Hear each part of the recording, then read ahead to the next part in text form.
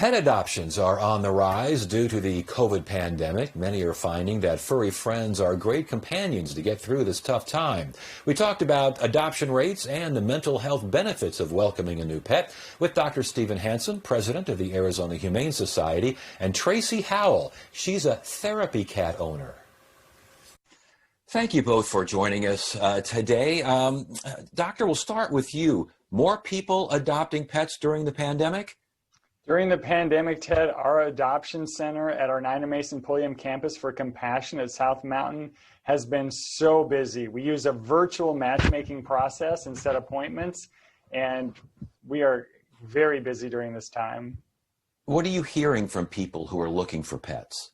People really seem to want to be focusing inside, focusing on their families. They want to do good. They want to rescue a pet. Since they're spending more time at home, they feel like they can use that time to train a new animal, to do the behavior training, really get them well situated in the home while they're spending so much time working out of their home offices. Yeah, and TRACY, that kind of brings up a question for you. It also allows for people to get that relationship going with pets, and that's a big deal, isn't it?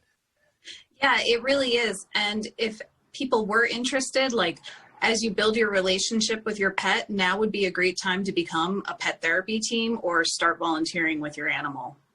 TRACY, talk about the impact that pets bring to people, especially those that might be suffering from conditions, whether it be aging or illnesses and these sorts of things. Yes. So my cat, he volunteers with Hospice of the Valley and Phoenix Children's Hospital.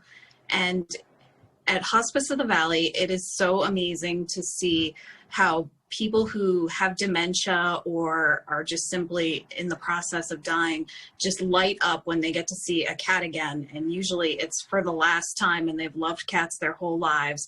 And it's just an amazing connection to make with a person. At the hospital, it's a little different. We work at Phoenix Children's Hospital, so our patients are much younger, and they are just excited to see a cat. Some of them have been scratched by cats, so they're afraid of cats. And they'll tell me that Roger is the first cat that they ever pet. And then some of them are in the hospital for months at a time, and actually seeing Roger is their goal because he's like a little bit of a celebrity at the hospital. And so they all want to make it to the rehab unit so they can have a visit with Roger. I would think Roger is just a special cat in any event because he's a therapy cat. You don't hear about therapy cats that often. No, I think there's only 5 or 6 in the Phoenix area. Wow. Wow. Doctor, back to you.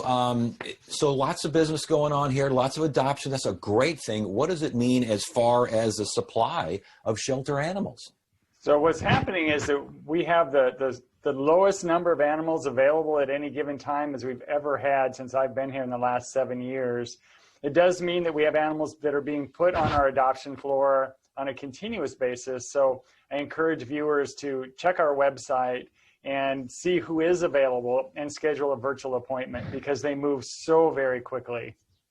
Yeah, and are you hearing back from people who adopt pets, especially during these troubled times? So we certainly are. And what's also happening is that these pets are staying in their homes.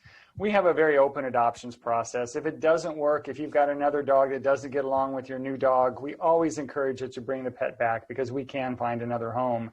And we're finding that most of these pets are staying. And there's a very small percentage that are actually coming back to look for another home. They're staying in their home. They're getting training while people are stuck inside. And it's really making for a wonderful home setting. It makes the family. And when, like Roger, when you've got a special cat like Roger, it makes the family complete.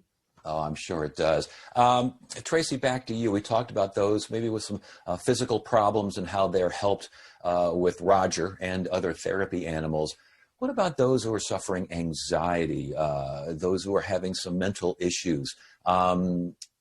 Therapy animals, I think they can't help but help, huh?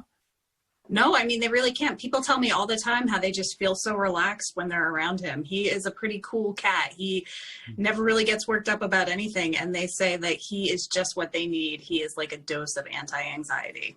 And he's visited the ASU Honors College. Did I get that correct? Yes, he loves to visit over at Barrett Honors College at ASU. And the kids there seem to really love him and enjoy his visits. Yeah, well, Roger, son of a gun. Dr. Hansen, obviously these are different times. They're unique times. Things will eventually get back to a normal, whether it's a better normal, we'll find out.